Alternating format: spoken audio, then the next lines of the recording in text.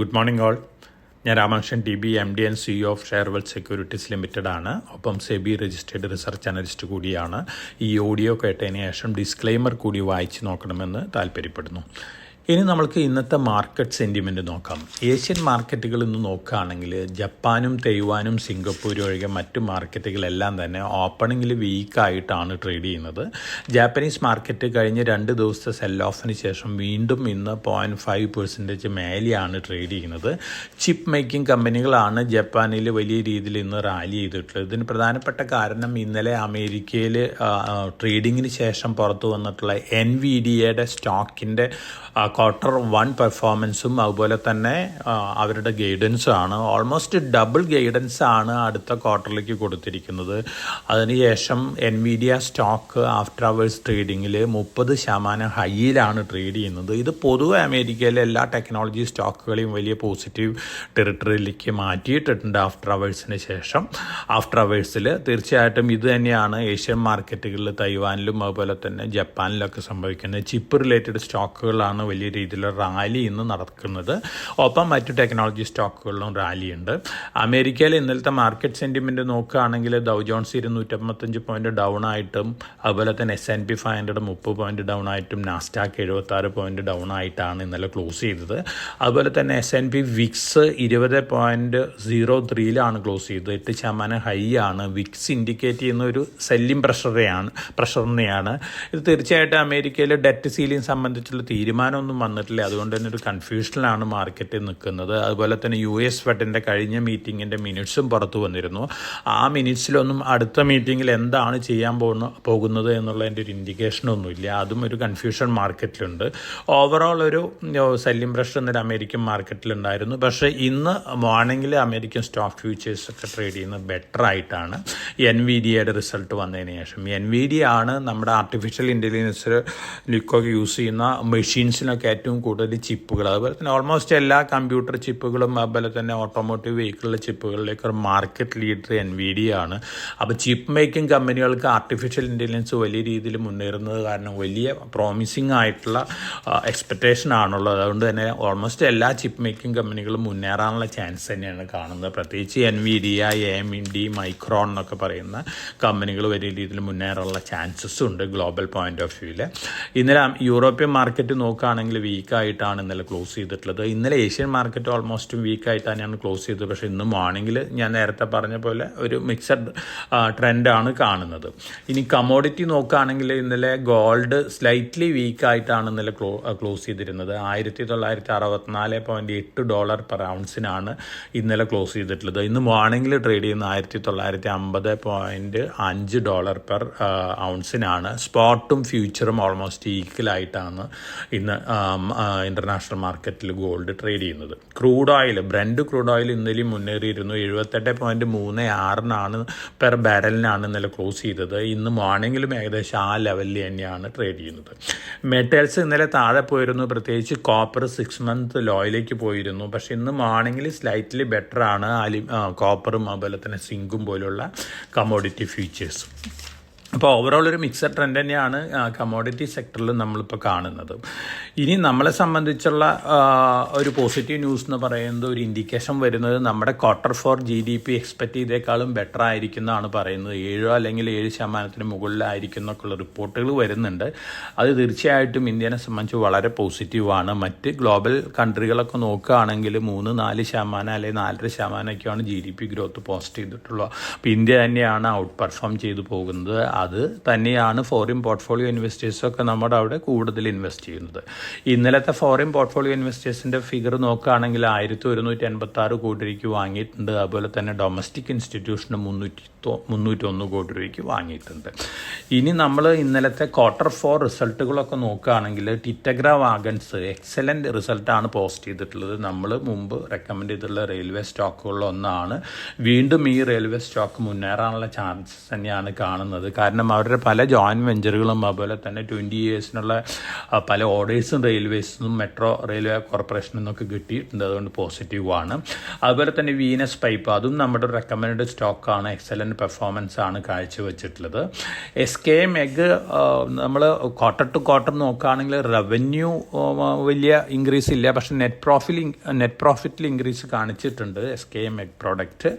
അപ്പോൾ അതൊരു positive reaction ഒരു പക്ഷേ കാണിച്ചേക്കാം. പക്ഷെ ഒന്ന് നോക്കേണ്ടത് റവന്യൂവിൽ ഇൻക്രീസ് ഇല്ല, അതർ ഇൻകം ഫാക്ടേഴ്സ് ഉണ്ടാവാനുള്ള ചാൻസസ് കൂടുതലാണ്. ഹിൻഡാൽക്കോ അതുപോലെ തന്നെ നാൽക്കോ ഒക്കെ റിസൾട്ട് ഇൻലൈൻ വിത്ത് എക്സ്പെക്റ്റേഷൻ ആണ്. ക്വാർട്ടർ ടു ക്വാർട്ടർ ബെറ്റർ ആണ്, പക്ഷേ ഇയർ ടു ഇയർ അത്ര ഒരു പ്രോമിസിങ് അല്ല. അതുപോലെ തന്നെ വണ്ടർല ഇൻലൈൻ വിത്ത് എക്സ്പെക്റ്റേഷൻ ആണ്. ക്വിമിൻസ് ഇയർ ടു ഇയർ ബെറ്റർ ആണ്, ക്വാർട്ടർ ടു ക്വാർട്ടർ സ്ലൈറ്റ്ലി വീക്കാണ്. അത് ഓൾമോസ്റ്റ് എക്സ്പെക്റ്റഡ് ലൈനിൽ തന്നെയാണ് ഈ ഫിഗേഴ്സും ഈ റിസൾട്ടുകളൊക്കെ വന്നിട്ടുള്ളത്. ഇന്നും ധാരാളം റിസൾട്ടുകൾ വരാനുണ്ട്. ഇന്ന് വരാനുള്ള മേജർ കമ്പനികൾ ഒന്ന് AIA എഞ്ചിനീയറിംഗ് ഉണ്ട്, ആസ്റ്റർ DM ഹെൽത്ത് കെയർ ഉണ്ട്, ഭാരത് ഡൈനാമിക്സ് ഉണ്ട്, അതുപോലെ തന്നെ GSFC ഉണ്ട്, ഇംഗർസോൾ റാൻഡ് ഉണ്ട്, സെയിൽ ഉണ്ട്, റാഡിക്കോ കെയ്ത്താൻ ഉണ്ട്, പേജ് ഇൻഡസ്ട്രീസ് ഉണ്ട്, കോൾട്ടെ പാട്ടിൽ ഡെവലപ്പേഴ്സ് ഉണ്ട്, അതുപോലെ തന്നെ സി എൻ്റർടൈൻമെൻറ്റ് ഉണ്ട്. ഇതൊക്കെയാണ് ഇന്ന് റിസൾട്ട് പുറത്തു വരുന്ന പ്രമുഖ കമ്പനികൾ.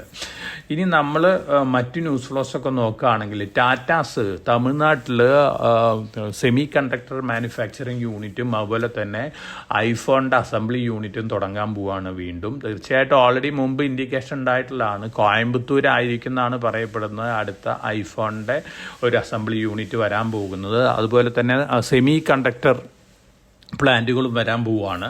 ഇത് നോക്കുമ്പോൾ നമ്മളിപ്പോൾ ടാറ്റാസിൻ്റെ അണ്ടറിലുള്ള സെമി കണ്ടക്ടർ റിലേറ്റഡ് സ്റ്റോക്ക് തേജസ് നെറ്റ്വർക്കാണ്. തേജസ് നെറ്റ്വർക്ക് തന്നെയാണ് ടാറ്റാസിൻ്റെ അണ്ടറിൽ ചിപ്പ് ഡിസൈനിങ്ങും അതുപോലെ തന്നെ ടെലികോം എക്യുപ്മെൻറ്റുകളും ചിപ്പ് റിലേറ്റഡ് ചിപ്പ് സെറ്റുകളൊക്കെ ഉണ്ടാക്കുന്നത്. തീർച്ചയായിട്ടും തേജസ് നെറ്റ്വർക്ക് ലോങ് ടൈമിലേക്ക് എക്സലൻറ്റ് സ്റ്റോക്കാണ്. പ്രത്യേകിച്ച് സെമി കണ്ടക്ടർ രംഗത്ത് വലിയ രീതിയിലുള്ള കുതിച്ചുചാട്ടം തന്നെയാണ് ഇന്ത്യ നടത്താൻ പോകുന്നത്. വേദാന്തയുടെയും ടാറ്റയുടെയും ഒക്കെ പ്ലാന്റുകൾ വരികയാണ്.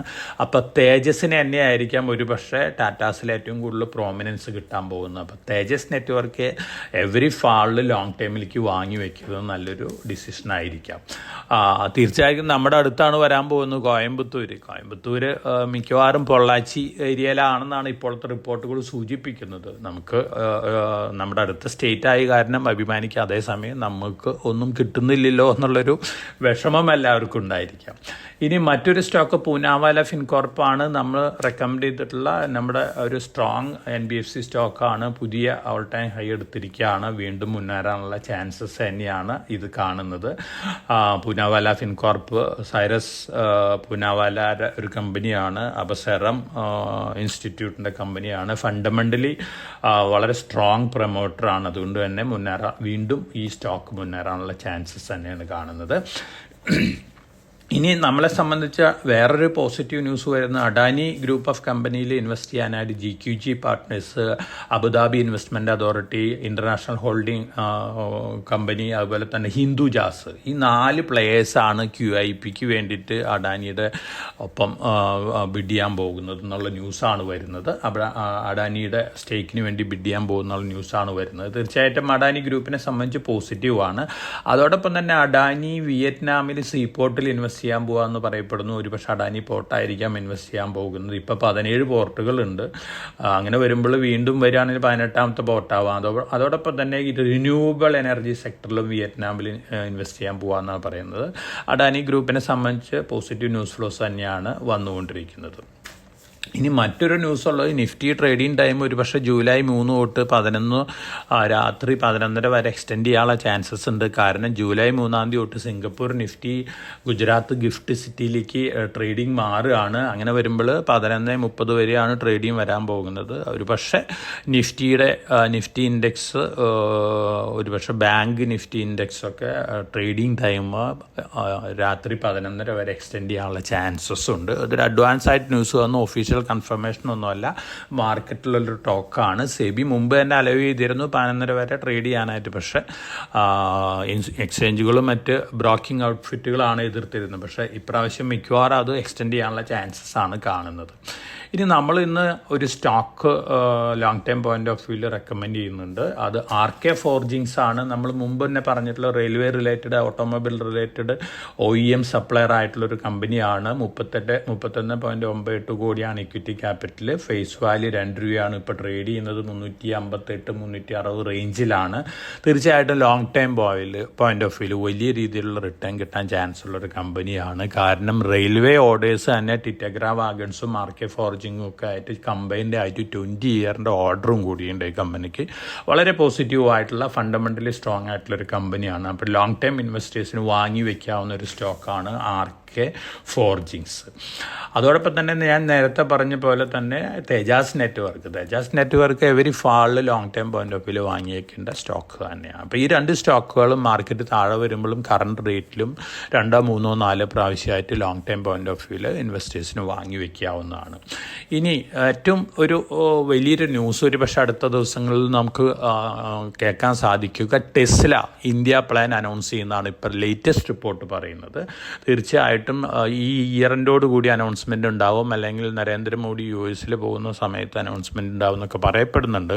അങ്ങനെയാണെങ്കിൽ നമ്മുടെ ഇലക്ട്രിക് വെഹിക്കിൾ രംഗത്ത് വലിയൊരു കുതിച്ചുചാട്ടം തന്നെയാണ് നടത്താൻ പോകുന്നത്. പക്ഷേ നമ്മുടെ EV രംഗത്തുള്ള ടാറ്റ മോട്ടോഴ്സ്, അതുപോലെ തന്നെ ഇപ്പോൾ EV രംഗത്ത് വലിയ രീതിയിൽ ഇൻവെസ്റ്റ്മെൻറ്റ് നടത്തുന്ന M&M ഈ കമ്പനികൾക്ക് സ്ലൈറ്റ്ലി നെഗറ്റീവ് ആവാം.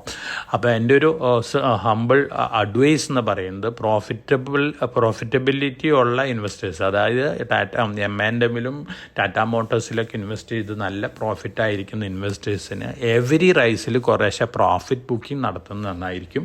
കാരണം ടെസ്ലയുടെ ഒരു എൻട്രി വരുമ്പോൾ തീർച്ചയായിട്ടും വലിയൊരു കോമ്പറ്റീഷൻ വരാൻ ചാൻസസ് ഉണ്ട്. അത് ഈ കമ്പനികളൊക്കെ സ്ലൈറ്റ്ലി നെഗറ്റീവ്ലി ഇമ്പാക്റ്റ് ചെയ്യാനുള്ള ചാൻസ് ഉണ്ട്.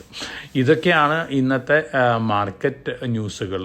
തീർച്ചയായിട്ടും നമ്മൾ ഇന്ന് എക്സ്പെക്റ്റ് ചെയ്യുന്നത് ഒരു മ്യൂട്ടഡ് ഓപ്പണിംഗ് ആണ്. വൊളാറ്റിലിറ്റിയും എക്സ്പെക്റ്റ് ചെയ്യാം. ഗ്ലോബൽ ട്രെൻഡിനനുസരിച്ചുള്ള ട്രെൻഡ് തന്നെയാണ് നമുക്ക് ഇവിടെയും എക്സ്പെക്റ്റ് ചെയ്യാനായിട്ട് സാധിക്കുക. അപ്പോൾ വളരെ കോഷ്യസ് ആയിട്ട് ട്രേഡ് ചെയ്യുക. മാർക്കറ്റ് നല്ല രീതിയിൽ താഴെ പോരുകയാണെങ്കിൽ നമ്മൾ മുമ്പ് പറഞ്ഞിട്ടുള്ള സ്റ്റോക്കുകൾ ഘട്ടമായി long time point of view invest ചെയ്യാനുള്ള ഒരു ഡിസിഷൻ എടുക്കുക. അപ്പോൾ എല്ലാവർക്കും നല്ലൊരു ട്രേഡിംഗ് ഡേ ആശംസിച്ചുകൊണ്ട് ഞാൻ ഇന്നത്തെ പ്രീ മാർക്കറ്റ് കമൻട്രിയുടെ അവസാനിപ്പിക്കുകയാണ്. Thank you.